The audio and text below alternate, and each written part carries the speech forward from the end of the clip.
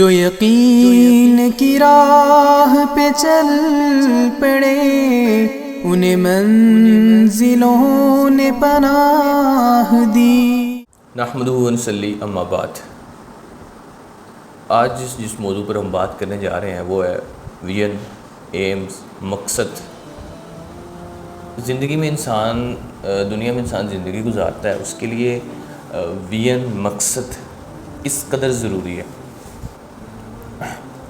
جیسا کہ سر سید احمد خان رحمہ اللہ نے کہا کہ سستی اپنے ہاتھ پاؤں کو کام میں نہ لانے کا نام نہیں بلکہ اپنے دلی قوا کو بیکار چھوڑ دینے کا نام ہے۔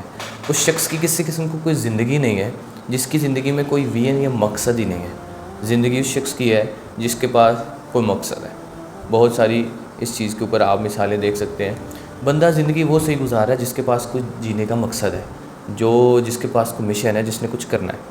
اس کے علاوہ زندگی فضول ہے، یا تو آپ اس کو لہو و لعب و کھیل تماشے میں گزار دیں گے، یا آپ وہ زندگی جو آپ کو ملی ہے وہ کسی کے پیچھے ادھر ادھر لوگوں کے پیچھے اس کو برباد کر لیں گے یا خراب کر لیں گے۔ لیکن اگر آپ کے پاس ایک مقصد ہے جینے کا تو پھر آپ ایک خوبصورت زندگی گزار سکتے ہیں۔ ہم اپنے اسلاف کو دیکھ لیں، ان کی بھی زندگی کے بڑے بہترین مقصد تھے، انہوں نے اس مقصد پر زندگی گزاری ہے، اور ان کی زندگیاں آنے والی لوگوں کے لیے بطور مثال بن گئی، کیونکہ ان کے پاس ایک مقصد تھا، ایک ویژن تھا، اور ان کے پاس ایمز تھا جس کے اوپر انہوں نے زندگی گزاری۔ اگر ہم دیکھتے ہیں کہ زندگی میں مقصد نہیں ہے تو پھر وہ زندگی بے معنی، کیا وہ زندگی ختم ہو جاتی جس زندگی میں مقصد ہی نہیں ہے۔ مثال کے طور پہ آپ ایک باپ کو دیکھیں جس نے اپنے بچوں کی شادی کرنی ہے، وہ اکثر طور پر عموماً ایسا ہوتا ہے کہ وہ زندہ رہتا ہے، اپنے بچوں کی شادیاں کرواتا ہے۔ جیسے ہی وہ دیکھتا ہے کہ میری ساری بیٹیاں میں نے بیاہ دی ہیں، اب میں فارغ ہوں، پھر اس کے بعد وہ آہستہ آہستہ ڈھیلا پڑنا شروع ہو جاتا ہے۔ آہستہ آہستہ ڈھیلا پڑتا ایک وقت آتا ہے وہ دنیا سے چلا جاتا ہے۔ اب وہ ڈھیلا کیوں پڑنا شروع ہو گیا ہے؟ وہ بیمار رہنا شروع ہو گیا ہے۔ کیونکہ اس کے پاس اب کوئی مقصد نہیں رہا۔ اکثر آپ نے لوگوں کو وہ کہتا ہے کہ میرے سر سے ذمہ داری تھی بہت بڑی، اتر گئی، اب میں میری اگلی تیاری۔ اس سے بھی بڑی اس کی اگزامپل یہ ہے کہ اللہ تعالیٰ نے قرآن میں فرمایا اذا جاء نصر اللہ والفتح ورأیت الناس يدخلون فی دین اللہ افواجا، اے اللہ کے نبی، فتح آ گئی، کامرانی آ گئی، اب لوگ جوک در جوک دین میں داخل ہونے لگ گئے ہیں۔ اس آیت کی تفسیر کیا کی صحابہ نے؟ تو اس کی تفسیر یہ کی کہ اللہ کے نبی جو ہے نا وہ اپنا مقصد اور ویژن جو لے کے اللہ کے نبی آئے تھے وہ مکمل ہو چکا ہے۔ اب اللہ کے نبی آپ استغفار کیجیے، اب اللہ سے توبہ کی جو ہے نا وہ اللہ کیجیے، اللہ کا ذکر کیجیے۔ آپ نے اپنا مقصد تمام مسلمانوں تک پہنچا دیا، اپنا ایم پہنچا دیا، آپ اپنے مقصد میں کامیاب ہو گئے ہیں۔ اللہ کے نبی اب جو ہے نا وہ اللہ کے نبی نے بھی بلکہ خود فرما دیا کہ اب جو ہے نا وہ رفیق الاعلیٰ کی طرف میرا جو ہے نا وہ جانا ہے۔ اور اس کے بعد کیا ہوا؟ اس کے بعد اللہ کے نبی آہستہ آہستہ جو تھے نا وہ صحت کمزور پڑتی گئی، اور ایک وقت آیا اللہ کے نبی دنیا سے رحلت فرما کے چلے گئے۔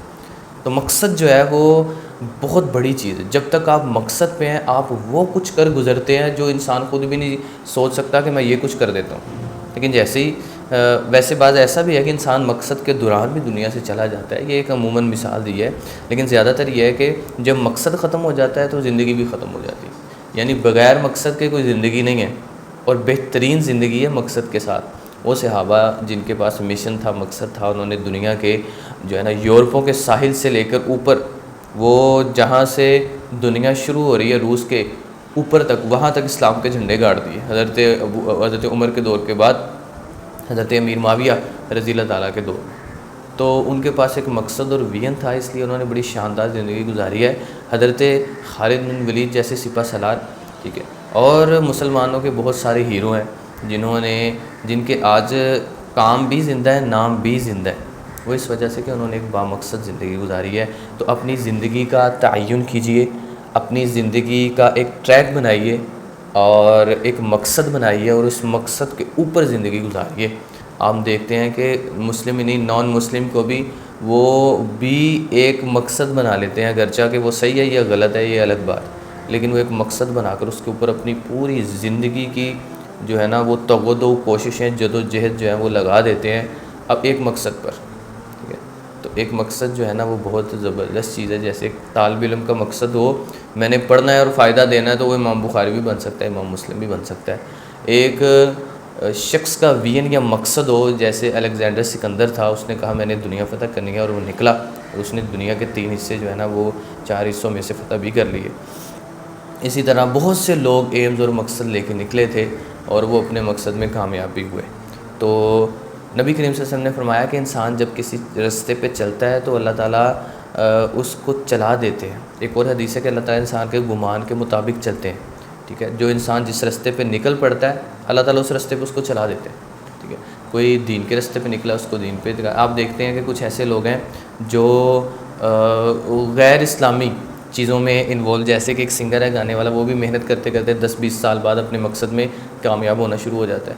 تو وین یا مقصد ایسا ہے کہ یہ مسلم اور نان مسلم کا فرق نہیں، بندہ جس بھی مقصد میں جو ہے نا وہ کوشش کرتا ہے کامیاب ضرور ہو جاتا ہے۔ یہ الگ بات ہے کہ وہ اپنی صرف دنیا بنا رہا ہے یا دنیا کے ساتھ آخرت بھی بنا رہا ہے۔